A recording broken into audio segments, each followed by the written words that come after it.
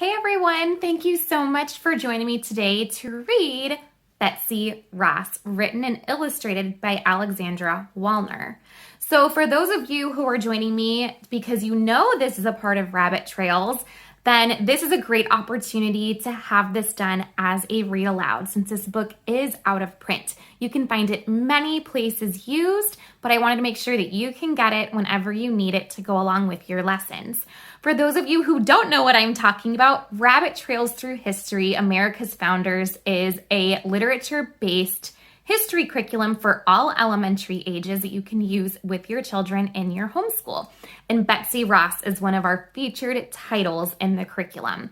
So whether or not you're here to hear this book to go with the curriculum, or whether you're here to hear this book just because you want to hear about Betsy Ross, I'm so glad that you are joining me. So let's get to it. Let's read Betsy Ross, written and illustrated by Alexandra Wallner.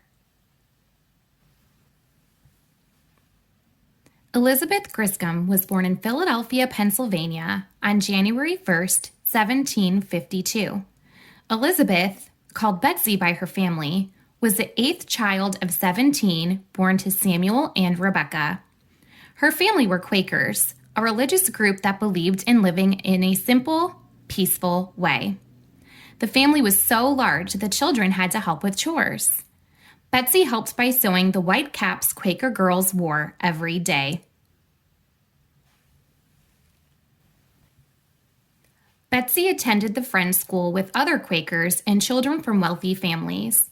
Besides learning reading, writing, arithmetic, geography, and history, students performed a 4-hour task each day.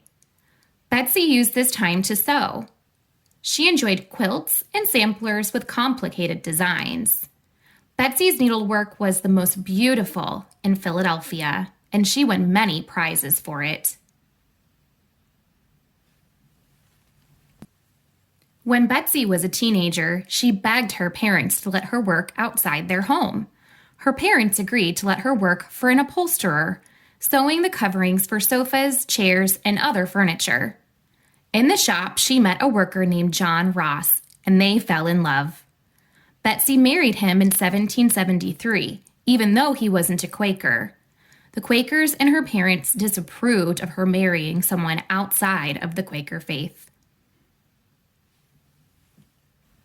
At this time, America was made up of only 13 colonies on the East Coast, ruled by King George III of England. The colonials did not like being under English rule.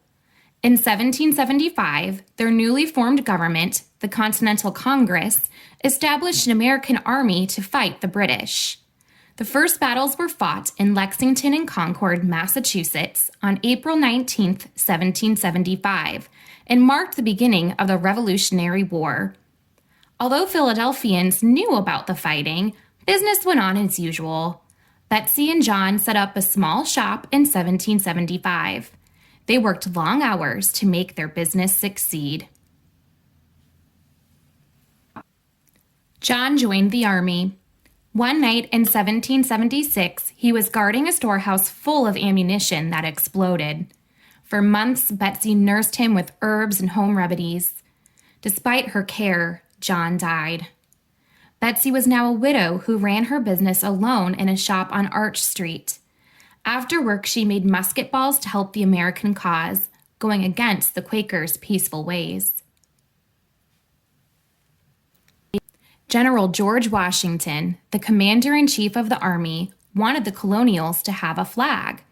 Not only would it be a symbol of the colonials' independence from England, it would also stand for the colonies fighting together. He sketched a design for a flag and showed it to his close friends Robert Morris and Colonel George Ross. Colonel Ross, John's uncle, suggested that Betsy sew the flag. The three men called on Betsy in her small shop. When General Washington showed her his sketch, Betsy looked at it and frowned. "Why not have a 5-pointed star instead of a 6-pointed one?" she said. 5-pointed stars are easier to sew, and they waste less cloth. The men looked doubtful, so she took a scrap of cloth, folded it, and with one snip of her scissors cut a 5-pointed star. And I think the flag should be shaped like a rectangle. It would look better waving in the wind than a square flag drawn by General Washington. The men were impressed by Betsy's design and agreed that it was better. Betsy took great care in making the first American flag. She sewed 13 stars shaped in a circle on a blue field. She placed it against 13 red and white stripes. On July 4th, 1776, the Declaration of Independence was signed. The 13 colonies became the 13 United States of America. On June 14th, 1777, Betsy's flag was described at a meeting of Congress and a resolution was passed. The minutes of the meeting read, "Resolved that the flag of the United States be 13 stripes, alternate red and white. That the Union be 13 stars in a blue field, representing a new constellation." During the war, Betsy became well known for her beautiful flags, but her reputation as an upholsterer grew as well. She got many important jobs. She worked for Benjamin Franklin, the Society of Free Quakers, and the State House of Pennsylvania. In 1777, Betsy married Joseph Ashburn, a sea captain. Joseph was often away from home. During one of his voyages, British soldiers occupied Philadelphia for a few months. Many citizens left the city, but Betsy stayed to run her business, even though she was alone. Soldiers camped in her house. She was polite to them, but she always let them know whose side she was on.